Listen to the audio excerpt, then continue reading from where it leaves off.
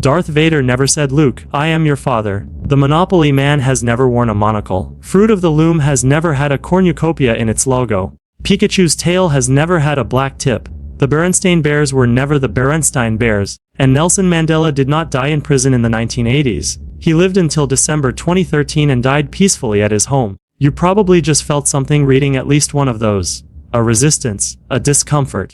The specific sensation of being told that something you remember clearly is wrong. And if you're anything like the millions of people who have reported the same experience, you're not entirely sure you believe the correction. That feeling is the Mandela Effect, and what science has discovered about why it happens is more disturbing than any parallel universe theory could ever be. In 2009, a paranormal researcher named Fiona Broom attended a conference and discovered something unexpected. She had a vivid, detailed memory of Nelson Mandela dying in prison sometime in the 1980s. She remembered news coverage of it. She remembered a speech given by his widow. The memory was specific, emotionally resonant, and completely false. What unsettled her was not that she had this memory. It was that when she mentioned it to other people at the conference, many of them had the same one. Same basic details. Same confident recollection. Same certainty that this was something that had happened. Broom coined the term Mandela Effect to describe the phenomenon, and it turned out to be one of the more significant naming events in recent popular psychology. Because once the name existed, people began cataloging examples at a pace that suggested this wasn't rare. This was everywhere. The Berenstain Bears. Millions of people remember the spelling as Berenstain, with an "eth." Despite the fact that every book, every piece of merchandise, and every creator credit has always read Berenstain with an A, people don't just vaguely recall the E spelling, they are confident about it. Some can picture the name on the cover. Some remember a specific conversation about how to pronounce it. The memory is detailed, specific, and wrong, and shared across millions of people who have never compared notes. For over a decade, scientists largely treated the Mandela Effect as a curiosity, interesting but explainable by the well-documented fallibility of human memory. Then in 2022, a study published in the journal Psychological Science changed the conversation. Neuroscientist Wilma Bainbridge and her co-author Deepasri Prasad at the University of Chicago conducted the first serious experimental study of the visual Mandela Effect. They assembled 40 cultural icons, cartoon characters, brand logos, famous figures, and made altered versions of each. Then they showed participants all three versions, original and altered, and asked them to pick the correct one. The results were striking. People didn't just occasionally pick wrong, they picked wrong consistently. And the wrong choices were the same ones across participants. The same errors, shared by strangers with no connection to each other. The false memories weren't random, they were patterned.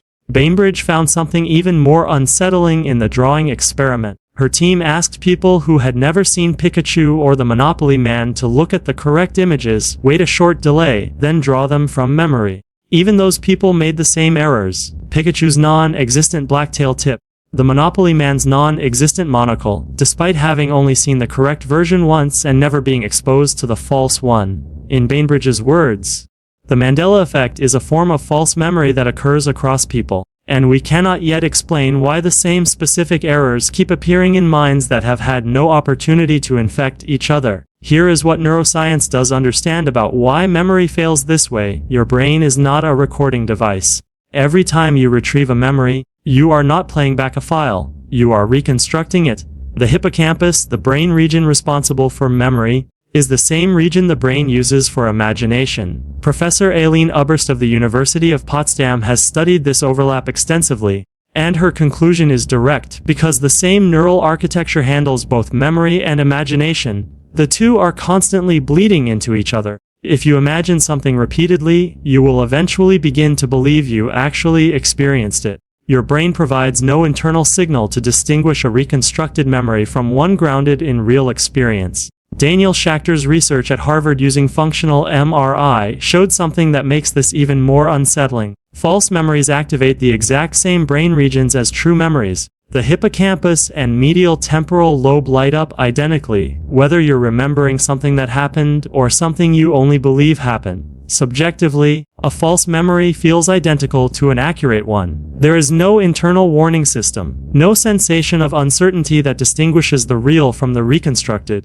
The DRM paradigm, developed by researchers Dees, Roediger, and McDermott, demonstrated this in laboratory conditions. When people are presented with a list of words semantically related to a concept, they reliably remember that concept appearing on the list even when it didn't.